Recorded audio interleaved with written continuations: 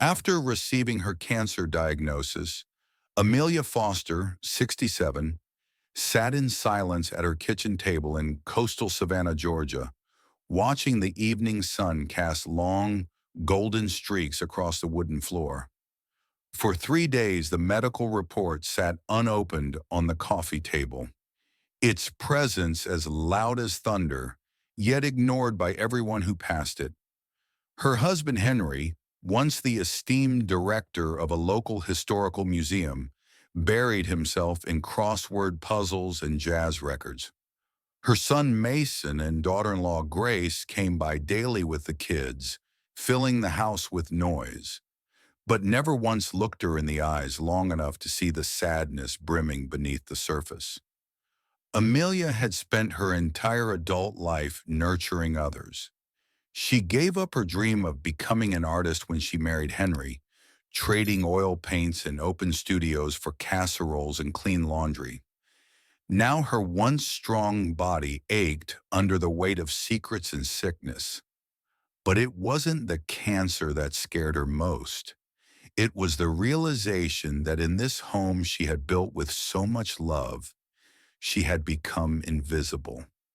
On the fourth day, when she missed making dinner for the first time in decades, the phone finally rang.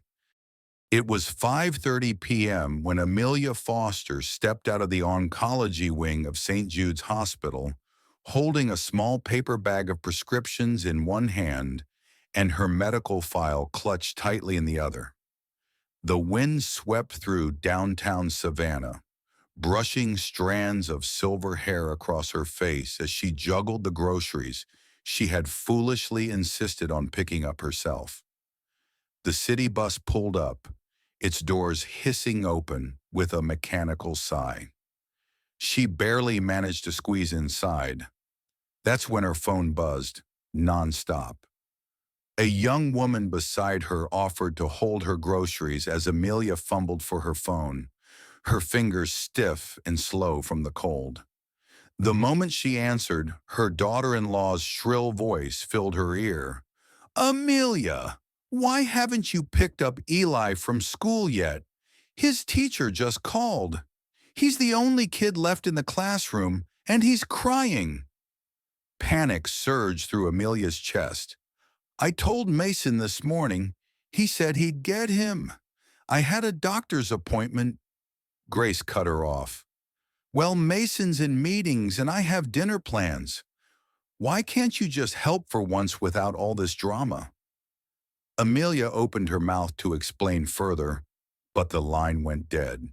The sting of that final word, drama, stuck in her throat like thorns. Her hands trembled as the bus rumbled on. Another call came through. This time it was Henry. "Where are you? Eli is still at school and Grace is losing it.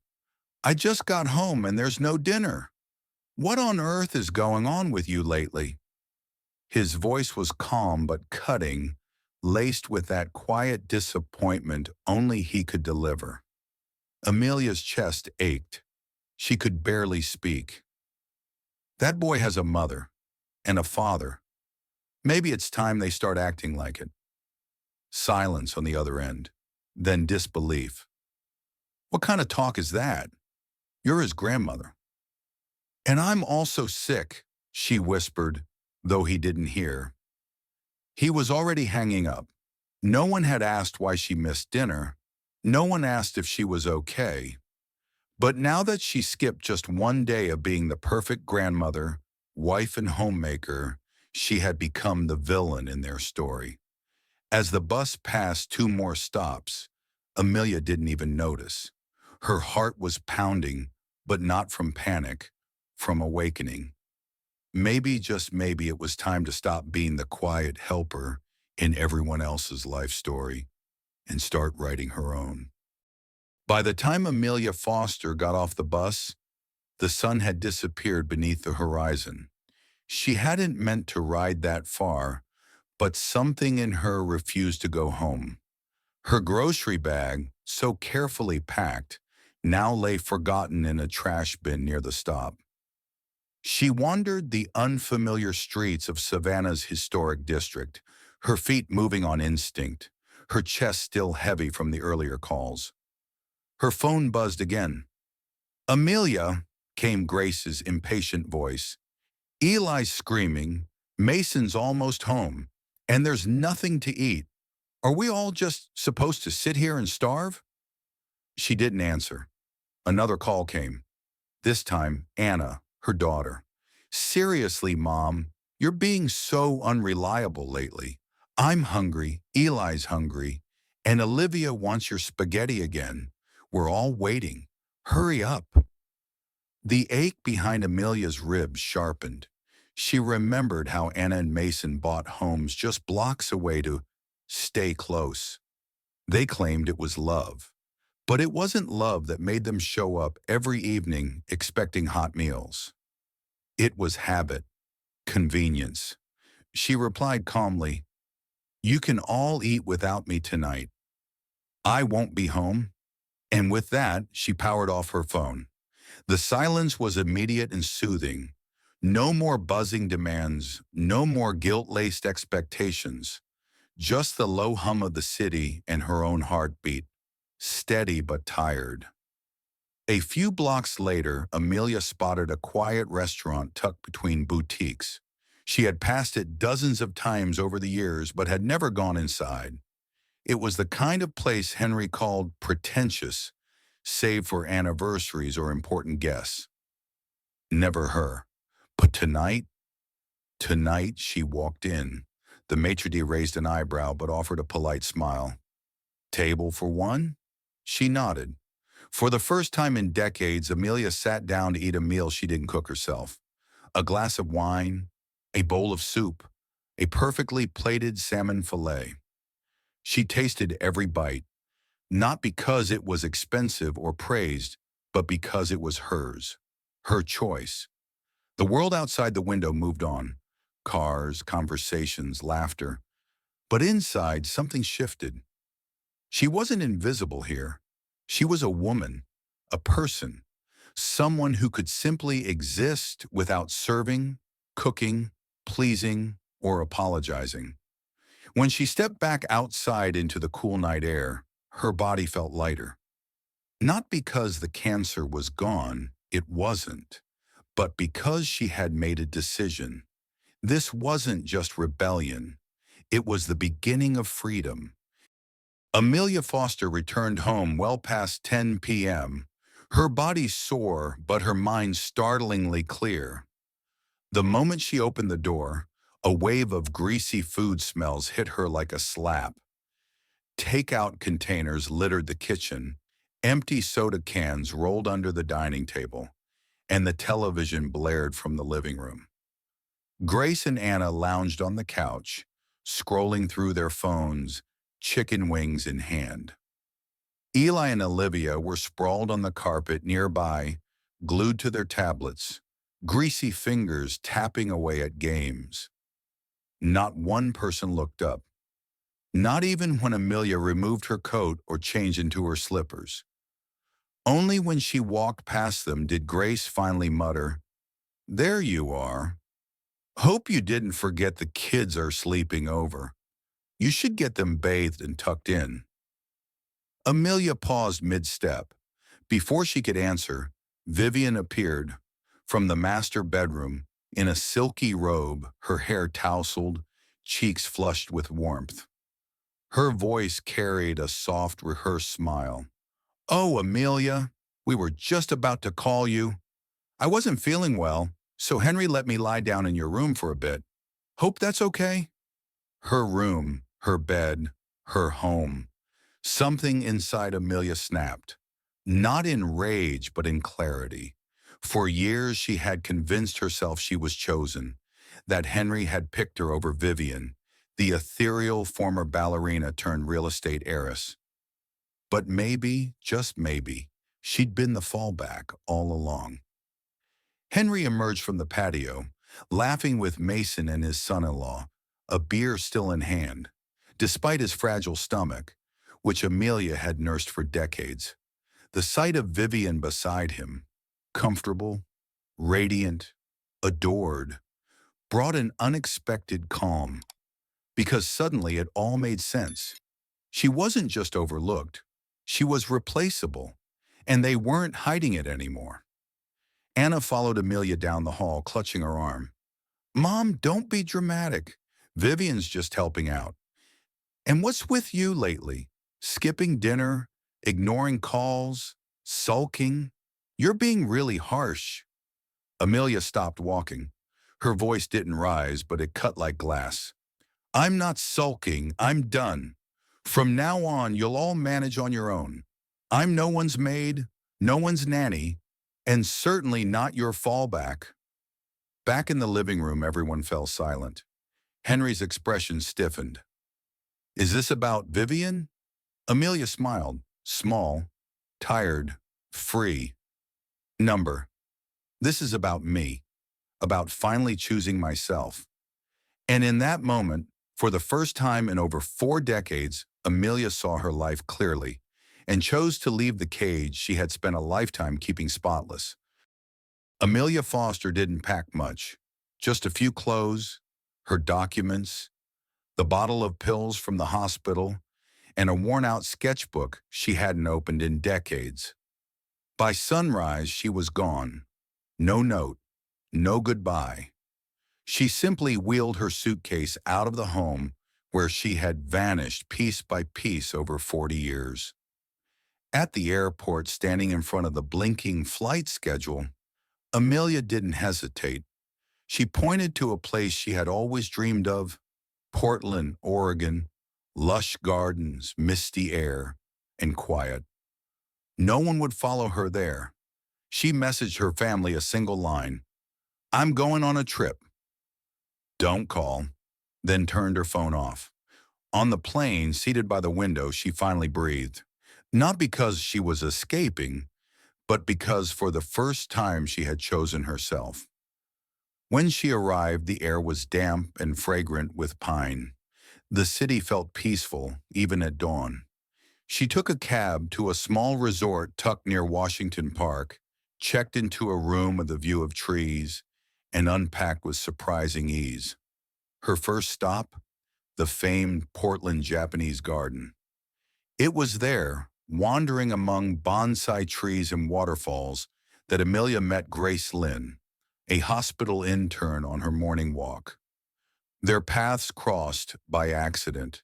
Amelia dropped her scarf and Grace returned it with a smile and kind eyes that reminded her of a gentler time. One coffee turned into an afternoon of conversation. Grace didn't know Amelia as a wife, mother, or grandmother.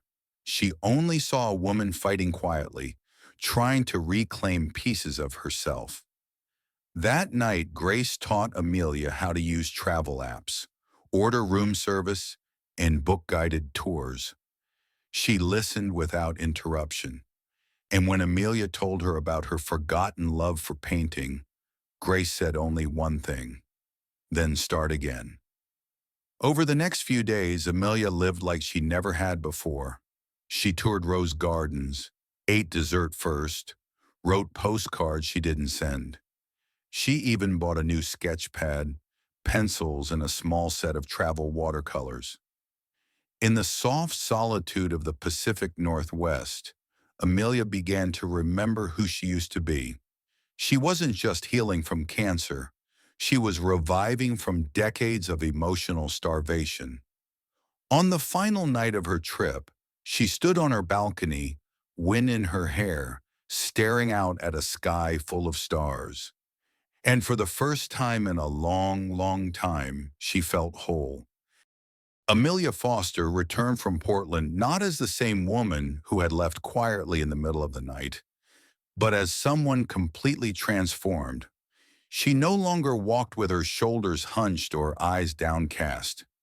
Something in her spine had straightened, and something in her gaze had hardened, not with bitterness, but with clarity. Her family, however, hadn't changed. The house was chaotic upon her return. Her granddaughter Olivia greeted her with a half-hearted smile before darting back to her tablet. Mason and Anna were arguing in the kitchen over schedules. Henry barely looked up from the paper when she walked in. No one noticed the suitcase at her feet. Then Vivian strolled in, radiant and refreshed, carrying a tray of herbal tea like she belonged there. "Amelia, you're back," she exclaimed, lips curled into a smile too rehearsed to be genuine. "Henry didn't mention it. You should have let us pick you up." Amelia didn't answer. Instead, she walked calmly to the living room and said, loud enough for every ear in the house to hear, "I'll be moving out this week." The room froze. Henry lowered his newspaper. "What are you talking about?" Amelia's voice was steady. "I'm filing for divorce. I've already spoken to an attorney. I'll be gone by Friday." The uproar was immediate. Anna crying out in disbelief, Mason protesting, Grace ranting about how unfair it was to tear apart the family. But Amelia stood firm.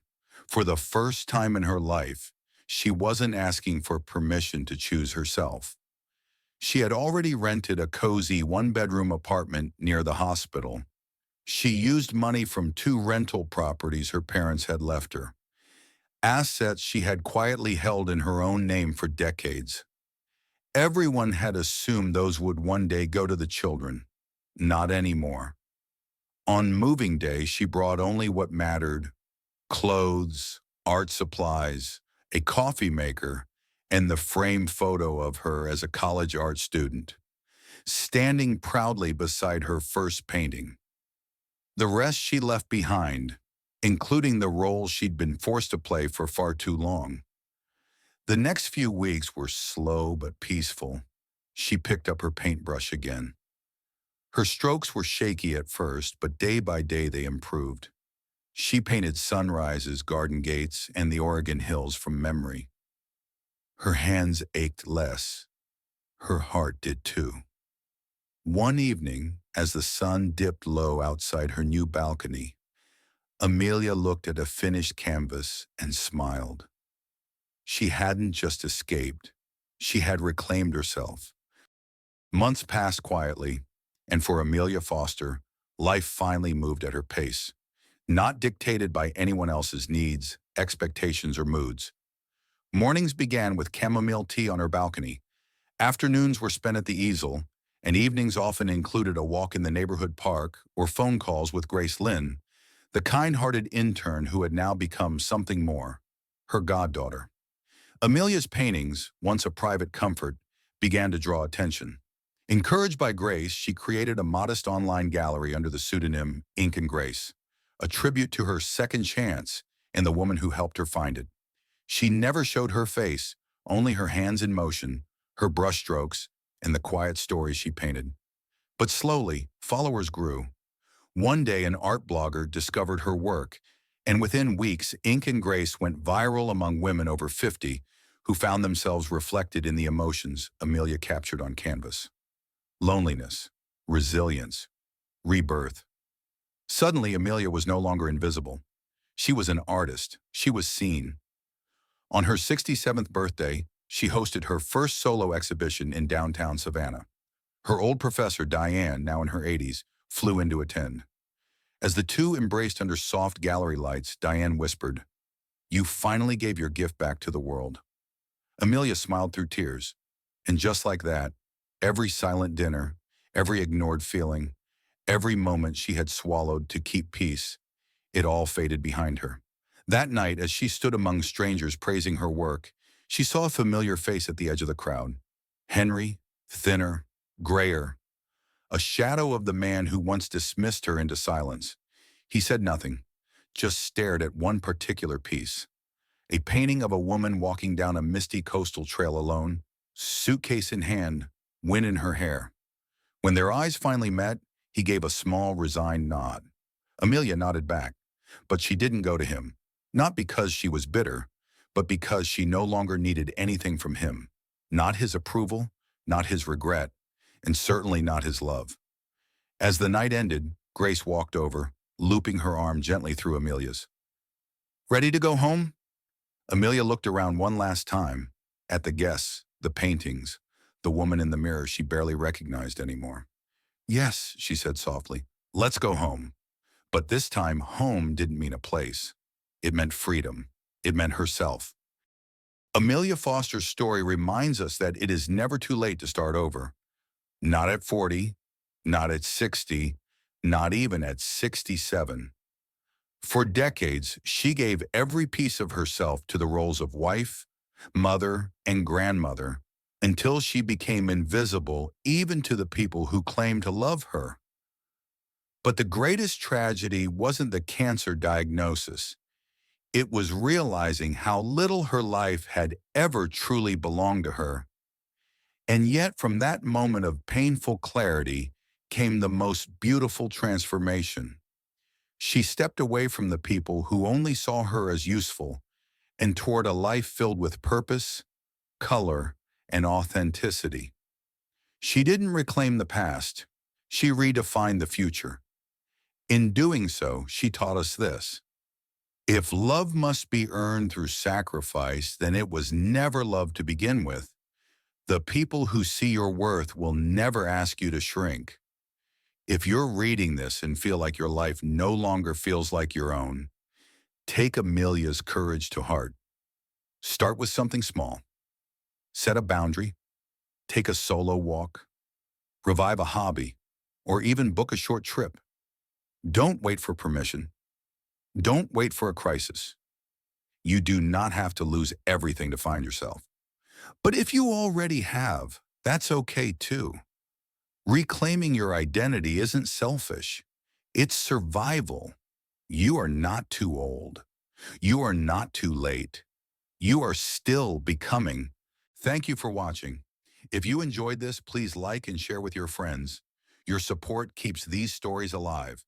Don't forget to subscribe so you never miss a new episode. And if today's story touched your heart, leave a comment. I'd love to hear from you. Take care, stay well, and see you in the next story.